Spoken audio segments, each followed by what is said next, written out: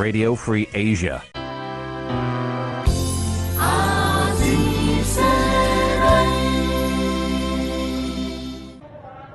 ក្រុមបាតកោជាច្រើនរយនាក់បាននាំគ្នាបិទផ្លូវជាតិលេខ 2 ម្ដុំចាក់អង្រែក្រោមនៅថ្ងៃទី 2 ខែមករាឆ្នាំ 2014 ដើម្បីទាមទារឲ្យរដ្ឋាភិបាលដំឡើងប្រាក់ខែគោលឲ្យបាន$160សហរដ្ឋអាមេរិកនៅថ្ងៃទី 2 ខែមករាឆ្នាំ 2014 ជាថ្ងៃចាប់ផ្ដើមធ្វើបាតកម្មបន្តពីឆ្នាំចាស់បន្ទាប់ពីក្រុមកម្មករបានសម្រាកឆ្លងបុណ្យឆ្នាំថ្មីឆ្នាំសកលមួយថ្ងៃកាលពីថ្ងៃទី 1 ខែមករាក្រុមបាតកោដែលបានបិទផ្លូវនោះបានសូមអភ័យទោសដល់អ្នកធ្វើដំណើរទូទៅហើយពួកគេបានត្អូញត្អែរអំពីការលំបាករបស់ពួកគាត់ដោយសារតែប្រាក់ខែតិចតួចមិនអាចផ្គត់ផ្គង់ដល់ក្រុមគ្រួសារបាននោះយើងក៏ចង់ហូបកាទៀវដែរហើយយើងក៏ចង់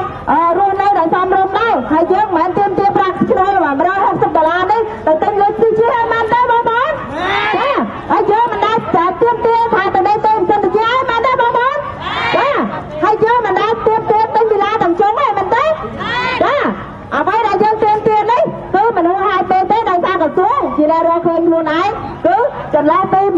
157ទៅ177ក្រុមកម្មករដែលធ្វើបាតកម្មទាំងនោះបានថ្លែងពីការចាយវាយប្រាក់ត្បិតបៀតដែលធ្វើឲ្យសុខភាពរបស់ពួកគាត់កាន់តែចុះខ្សោយទៅហើយធ្វើឲ្យកម្មករស្ទើរតែមិនអាចទ្រាំទ្រទៅនឹងការងារទាំងនោះបានគាត់នៅថ្លៃផ្ទះហើយផ្ទះគឺវាច្រើនទៅហើយទៅមកខ្ញុំនៅគ្រួសារនៅផ្ទះមានជំពាក់បំណុលគេអញ្ចឹងខ្ញុំត្រូវស៊ីត្បិតរបៀបដោយពួកគាត់និយាយចឹងគឺពួកខ្ញុំត្រូវហូបលីហាវនៅពេលថ្ងៃបើសិនជាចុងខែគឺយើងអត់មានលុយអញ្ចឹងយើងត្រូវហូបលីហាវឬក៏ត្រីកំងមួយអញ្ចឹងគឺយើងហូបបានហើយយើងថែម៉ោងរហូតដូចនៅតែតិចតបគឺខ្ញុំថែម៉ោង4ម៉ោងជារៀងរាល់ថ្ងៃហើយមួយសប្តាហ៍ខ្ញុំធ្វើការ6ថ្ងៃចឹងគឺថែម៉ោងរហូតហើយប៉ុណ្ណឹងនៅយើងបើកបានប្រាក់ខែបើអ្នកស៊ីខែគឺ140នឹងសម្រាប់យើងថែម៉ោងនឹងប្រាក់ខែ80ចឹងគឺទូទៅយើងຕົកលុយសម្រាប់ចាយពេលយើងថែម៉ោងហើយបើយើងថែម៉ោងគឺទូទៅវាខ្វះខាតច្រើនមែនទែន